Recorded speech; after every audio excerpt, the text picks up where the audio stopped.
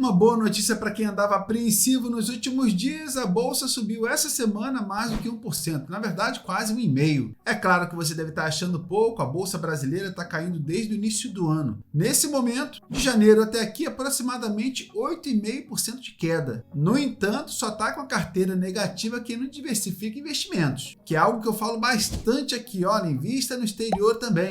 Eu mesmo já divulguei aqui várias vezes que na minha carteira tem a mesma quantidade de ações de empresas brasileiras, tem para ações de empresas americanas. E a bolsa americana esse ano, representada ali pelo índice S&P 500, já acumula uma alta de quase 28%. Então a gente tem na bolsa brasileira esse ano menos 8,5% até aqui, enquanto a bolsa americana entregando quase 28%. Juntando as duas, você vai ter uma carteira muito positiva. Mais uma vez, eu falando aqui a importância de investir no exterior. Há quanto tempo eu alerto sobre o preço, por exemplo, do ETF IVVB11, que é uma maneira fácil de investir no exterior? Desde quando estava 199, eu estou falando, olha, tenha na carteira. Investir no mercado americano é sempre interessante. O preço desse ETF hoje já está em 330. E aí talvez você esteja me perguntando o seguinte: Bruno, poxa, será que essa situação na bolsa brasileira vai continuar? Será que já não vale mais a pena investir no exterior? Na minha opinião, pelo contrário, é o melhor momento. Já falei no vídeo recente aqui. Mas o que de fato está acontecendo aqui no Brasil? Bom, vários fatores. Um dos principais é uma grande retirada de dinheiro aqui do Brasil dos investidores estrangeiros. Dá uma olhada nessa notícia. Estrangeiros tiraram 3 bilhões da bolsa brasileira depois de declarações do Lula, do presidente, quando ele falou que o mercado financeiro não é uma entidade apartada da política. Agora veja bem, se a gente investe na bolsa brasileira, se a gente constrói patrimônio no longo prazo, justamente para não depender de político, imagina se esse tipo de fala vai atrair investidores. Nem aqui no Brasil, nem no exterior, né? Tudo que a gente não quer na vida é depender de político. Por quê? Você paga imposto, não tem médico. Você paga imposto, a rua está esburacada. Você paga imposto, não tem segurança, não tem escolas. Você contribui para o INSS a vida inteira e é capaz de já na sua geração você não ter garantia de que vai receber sua aposentadoria. Imagina nos próximos anos. Toda hora surge uma reforma nova, isso você já sabe. Vai ter uma hora que depois de tanta reforma, na última reforma vai dizer assim, ó, para você se aposentar tem que ter mais de 130 anos e ter contribuído por 90. Parece piada, mas sinceramente eu não acho nada impossível aqui no Brasil. O fato é que todo esse tumulto político aqui no Brasil, que é recorrente, mais essas declarações esquisitas, mais o juro alto lá nos Estados Unidos, mais o descontrole das contas públicas aqui no Brasil, implica obviamente nessa retirada de recursos aqui do Brasil, e por tabela a gente consegue ver o dólar a 5,46, maior valor desde julho de 2022. Fica muito fácil entender por que a bolsa está caindo. Os estrangeiros, que são grandes compradores da bolsa brasileira, até o dia 12 de junho desse mês, já tinham sacado mais de 7 bilhões da bolsa brasileira. E o total do ano de 2024 passa de 40 bilhões. O banco JP Morgan destacou ainda o motivo. Disse que mudanças recentes nas metas fiscais do Brasil, além da divisão do Copom do Banco Central, em maio, não agradaram os investidores. Agora, quem está acostumado com esse away que é aqui no Brasil,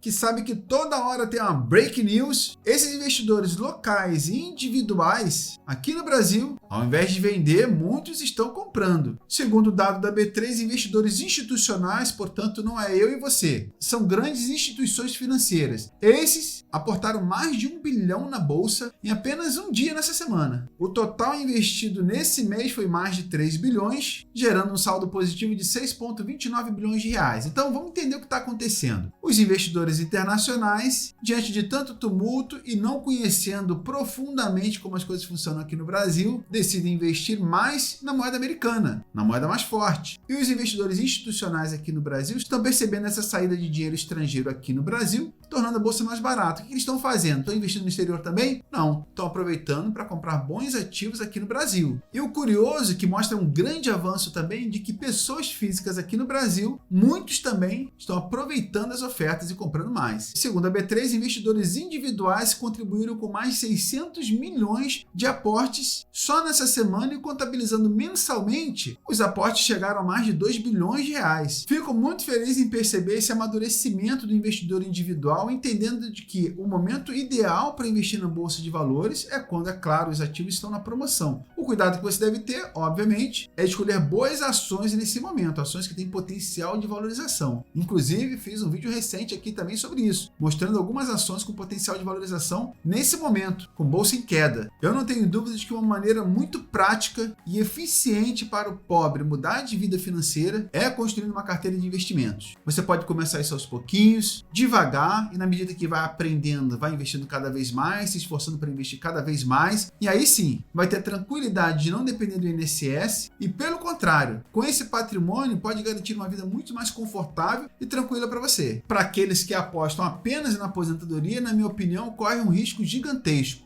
Para aquelas pessoas que acreditam que podem contar com a aposentadoria, tem uma visão um pouco mais otimista sobre o futuro do Brasil, eu torço muito para que tudo dê certo para você, mas faço uma ressalva aqui. Se preparando para o futuro, você elimina o risco de passar perrengue, de passar aperto. E veja bem, faça uma avaliação sincera nos últimos anos do que está acontecendo com a vida do brasileiro. Tem a reforma da Previdência, que aumenta o tempo que você precisa trabalhar para receber. O próprio benefício tem diminuído ano após ano. É o peso da inflação judiando dos aposentados, forçando um poder de compra menor ano após ano, ao mesmo tempo que o plano de saúde aumenta, a alimentação aumenta. Por falar em alimentação, dá uma olhada nessa notícia: alimentos no ano de 2024 deve subir até 7,5%. Só que detalhe, acima da inflação. Veja bem o tamanho do problema. O teu salário no ano passado, se a tua empresa é uma empresa muito boa, que reajusta teu salário todo ano, teu salário muito provavelmente, se você não recebeu uma promoção, alguma coisa assim, se for só um reajuste, o teu salário foi reajustado considerando a inflação. A inflação do ano passado foi utilizada como referência pelo teu empregador para reajustar teu salário. Bom, e agora esse ano você está vivendo com o teu salário reajustado segundo a inflação. Só que o alimento que você está comprando mês a mês tem uma previsão de reajuste que já começou, diga-se de passagem, você já deve ter percebido no mercado aí, mas tem uma previsão de terminar o ano com um reajuste de 7,5% acima do teu reajuste, acima da inflação. O que isso quer dizer na prática? Que com o dinheiro que tu comprava 1 quilo de carne, agora tu vai levar 900 gramas. Tomara que chegue a tudo isso. Aí você vai comprar o óleo, vai comprar o arroz, o feijão, o leite e tudo mais, e vai perceber que com os R$1.000 que você fazia a compra, R$1.500, você não leva a mesma coisa. Esse é o tamanho do problema. Muitas pessoas utilizam como alternativa empreender, porque não aguenta essa defasagem de salário. Percebe ano a ano que está trabalhando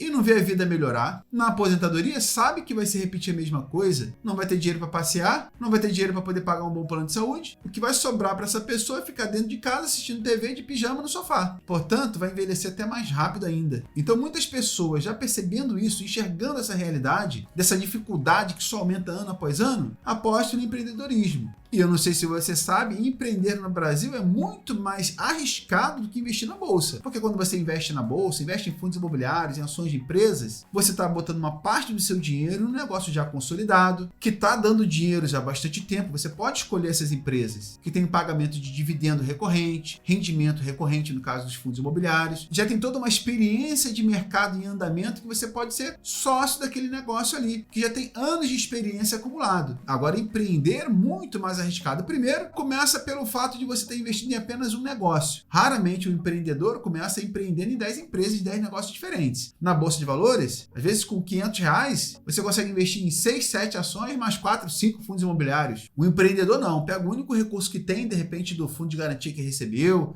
do dinheiro que juntou e monta um negócio ali. Vai dar certo? A gente torce para que dê certo, mas o que a gente percebe não é isso. Muitos empreendedores não conseguem vencer nem o primeiro ano do negócio. Quem dirá ter sucesso em 5, 6, 7, 10 anos. Então, infelizmente, a tentativa de resolver a situação empreendendo raramente se mostra uma boa solução. Uma notícia essa semana revelou isso com muita clareza. Inadimplência de mês atinge 41,2% em abril. Microempreendedores individuais que estão inadimplentes. Mais de 6,5 milhões de mês estão em dívida. E diga-se de passagem, segundo esse levantamento, é o segundo maior número histórico. Bom, vamos torcer para que esses grandes heróis corajosos corajosos e empreendedores consigam resolver suas questões e ter muito sucesso, sinceramente, é o meu voto. Muitas pessoas se endividaram para ter um negócio, para buscar uma alternativa e, infelizmente, ainda não tiveram sucesso. Vamos torcer para que tudo dê certo e essas pessoas sigam resilientes e tenham muito sucesso ainda. Por falar em dívida, novas regras para o cartão de crédito vão começar a valer agora, no início do mês que vem. E olha, nessa novidade eu vejo uma coisa muito importante e interessante. Se por acaso você é aquela pessoa que ainda se encontra ainda um pouco endividada, com uma dívida muito grande no rotativo do cartão, uma dívida acumulada lá com o teu banco, nesse novo regulamento surge uma luz no fim do túnel, porque você pode renegociar a tua dívida não só com o teu banco, mas com outros bancos. Então pode haver aí uma concorrência de quem vai ficar com a sua dívida, eventualmente oferecendo desconto. Então a dica que eu dou é que você faça o seguinte: verifique a condição de pagamento da sua dívida, se for o seu caso. Se você perceber que o banco não está baixando, está dificultando as coisas, consulta outro banco. Vai lá, bate na porta de outro banco. Olha, eu tenho uma dívida de tantos mil aqui, quero pagar, mas o meu banco está colocando muito impedimento, a taxa de juros está muito alta. O que você me oferece aí para poder trazer essa dívida para cá? Se você diminuir a taxa, eu trago para cá. Então a bola está na tua mão. Aproveita essa oportunidade aí, quem sabe pode ser uma boa oportunidade, sem dúvida, para você começar a conseguir resolver suas dívidas aí e aí começar a sair dessa etapa de endividado, de descontrole financeiro, para ser um investidor. Tudo começa resolvendo o orçamento mensal. E na grande maioria das vezes, o orçamento está engasgado lá no cartão de crédito. Dívidas acumuladas, bola de neve, que a pessoa não consegue sair. É a única coisa que a pessoa precisa fazer para começar a ser um investidor. Então, quem sabe aí uma alternativa aí nessa novidade para poder te tornar um investidor mais rápido ainda. Tomara. Eu já passei por isso, endividamento altíssimo no banco. O banco não negociava comigo e foi terrível. Até que eu decidi parar de pagar e falei, ó, quer saber? Daqui a 2 anos eu volto aqui. Se a dívida for menor do que está agora, eu pago. E não é que aconteceu isso mesmo? Me deram um desconto de quase 90% na dívida e quitei tudo. Coisas que só acontecem aqui no Brasil. Uma outra notícia que também pode ser uma boa notícia para você é que a Receita Federal abriu essa semana a consulta para o segundo lote de restituição. E aí eu vou te dar uma dica. Depois que eu saí da minha vida de endividado lá, que tem minhas obrigações com SPC, com o Banco Itaú na ocasião, e me tornei um investidor, nunca mais, graças a Deus, me encrenquei com cartão de crédito, mudei totalmente a minha mentalidade. Depois, nessa fase, eu entendi que todo recurso financeiro seria útil para aumentar a velocidade que o meu patrimônio crescia. Claro, então eu comecei a investir férias, 13º e também a restituição de imposto de renda. Então fica a dica aí, se você quer acelerar a tua construção de patrimônio, aproveita a restituição de imposto de renda para investir. Ou se você não investe ainda, para começar. Bom, em resumo, essa semana até que foi positivo. O Ibovespa subiu, pouco discretamente, mas subiu. Na verdade, é a primeira semana positiva em junho, então tem até motivo para comemorar. Os fundos imobiliários continuam andando de lado ali. Com esse estacionamento da taxa de juros em 10,5, eles devem segurar um pouquinho. Vai voltar a subir quando a Selic cair mais. Tava todo mundo esperando que a Selic caísse mais lá no início do ano, mas hoje a gente já está vendo outra realidade, um estacionamento, e quem sabe se vai ficar em 10,5 até o final do ano.